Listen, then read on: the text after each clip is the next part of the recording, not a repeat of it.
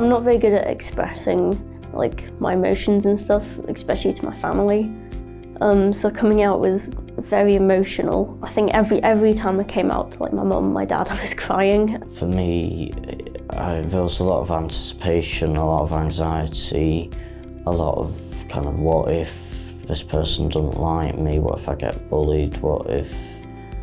And actually most of that was unfounded. It went a lot more smoothly than I expected it to go. Coming out for me was very exciting but also very nerve-wracking at the same time. And I came out to my mum writing it down because I couldn't, it was very hard speaking to her. Coming out for me was quite hard because nobody really believed me, they just thought it was a phase. It was funny when I came out to my mum.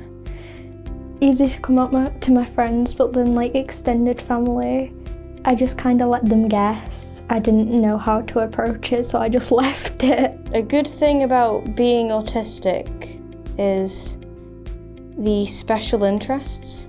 So you know a bunch of random trivia about this one specific thing that you can tell people. I think the way I see it is I've traded a bit of my understanding about people with an understanding about the world, because I'm really good at sciences and education, but I'm not very good with people at all. I found that being both LGBT and disabled is quite difficult. It's quite confusing because you've got two things to really accept and figure out about yourself.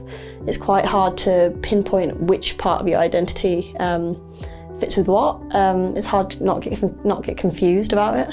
Being LGBT and autistic is quite hard with trying to find yourself and also seeing the world differently at the same time. A lot of people don't take your sexuality seriously because they think it's just your autism, making you confused. I think if someone said, you can't know if you're LGBT because you're autistic, I think that would be a bit ridiculous, because just because we experience things a little differently or we think a little differently doesn't mean we can't know ourselves.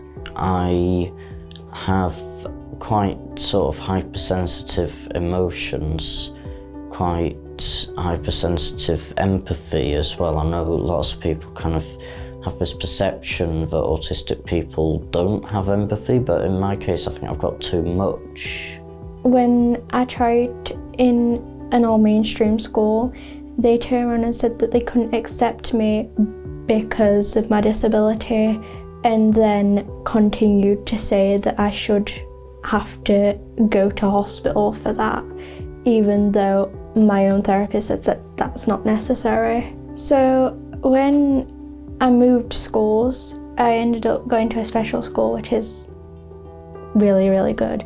And there's a teacher there who I felt able to talk to about my sexuality and my gender identity, as well as my disabilities, and they're just really supportive and know how to help. I've been discriminated against due to my disability in ways that people make car noises at me as I pass them, or they pretend I've ran over them, even though there's an obvious gap and I definitely haven't. I think it's because they find it funny and they think it's a joke. I'm not very sure if this was because I was autistic or me being autistic just amplified the situation. But what happened was I was about 6 years old and in primary school, and our class had been split up into two groups. One group got to go outside at first and the other one had to stay inside at first, and then they'd swap and the second group would get to go outside. What happened was I was put on the group that stayed inside, and I didn't understand that I would get to go outside later. I just knew the others are going to get outside but not me, why? So I got upset and started crying. So the teaching assistant, instead of explaining it to me, said, well, you're not going to get to go outside if you keep crying, and obviously that would just make me cry more. So the situation just got amplified because of that. That was already my second primary school. When I was about 7, I got homeschooled. People came in from outside to do a talk on autism. These were people that worked with me in school and outside of school, but they came in to talk to my class about autism. But they talked about it not from a general viewpoint. They talked about it specifically in relation to me. So kind of, I guess, outing me as autistic, if you like. I guess there's a lot of similarity there with the LGBT experience, where you have to disclose this part about yourself, and it might change how other people view you. Well, they asked if anyone had any questions, and got me stood up at the front of the classroom to listen to all these kids' questions and answer them. One girl asked if it was catching. I was quite hurt by that suggestion that I might be contagious, and also that were a bad thing, and that you wouldn't want to catch my infectious personality. It made me feel like an alien. I genuinely felt like I was from another planet, which is all very well, but when you can't find your planet and you can't even find your spaceship, it's no fun.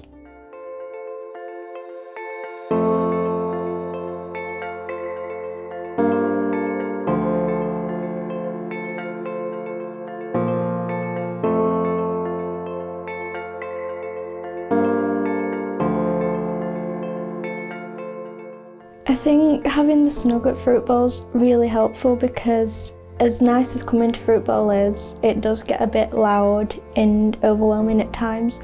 So it's nice to have somewhere to just like go and get away from it all and then come back, and I want to come to group more because of it. I like the fact that it has a sensory room. Some places don't have sensory rooms, and it is bad because I need somewhere quiet, and half the time, and sometimes the quieter rooms aren't quiet either. Like the snug's really good for like if we're doing an activity and it gets too loud or it's too bright, and if you just want to go and calm down, you can just go sit in there and like no one's going to bother you. You can just like calm down, and if you want to go back into the activity, you can. To be honest, my identity as an LGBT plus person isn't integral to my personality in the same way that being autistic is, because if I wasn't LGBT, I'd still be me, whereas if I wasn't autistic, I'd be a completely different person.